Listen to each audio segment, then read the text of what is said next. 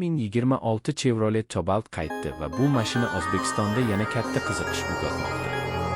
Cobalt nomi biz uchun begona emas, chunki u yillar davomida oilaviy, ishonchli va hamyonbop sedan sifatida tanilib kelgan. 2026 yilgi yangi avlod esa avvalgi tajribani saqlagan holda, zamonaviy ko'rinish, yaxshilangan texnologiyalar va qulayliklar bilan bozorga qaytmoqda.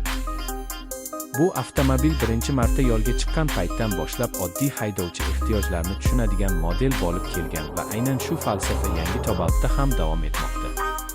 Chevrolet Cobalt ilk bor global bozorda 2000 yillarning oxirlarida paydo bo'lgan va O'zbekistonda ayniqsa mashhur bo'lgan.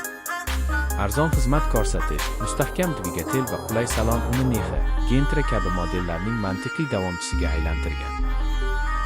2026 yilga qaytish esa shunchaki eski modelni yangilash emas, balki Cobaltni zamon talablariga moslab qayta tugilishidir. Tashqi dizaynga qaraydigan bo'lsak, yangi Cobalt ancha zamonaviy va jiddiy ko'rinishga ega. Old qismida yangilangan radiator panjarasi, ingichkaroq va agressiv ko'rinishdagi LED faralar mashinaga qimmatroq segmentga xos qiyofa beradi. Yon tomondan silliq chiziqlar, aerodinamik shakl yoqilg'i tejamkorligiga ham xizmat qiladi. Orqa qismida esa yangi fonarlar va ixcham, ammo chiroyli dizayn elementlari joy olgan. Umuman olganda, 2026 Chevrolet Cobalt tashqi ko'rinishi bilan oldingi avloddan ancha osib chiqqanini sezdiradi. Salon ichiga o'tsak, bu yerda ham sezilarli o'zgarishlar bor. Materiallar sifati yaxshilangan, panel dizayni zamonaviyroq va ergonomik joylashtirilgan.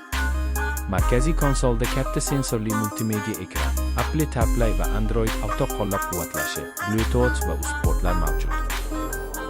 Rul boshqaruvi qulay, asboblar paneli esa oqilishi oson va aniq. Orqa o'rindiqlar oilaviy foydalanish uchun yetarlicha keng, bagaj esa kundalik hayot, safar va bozor uchun qulay hajmga ega. Texnik jihatdan 2026 Cobalt ishonchlilikka ulgu beradi. Asosiy dvig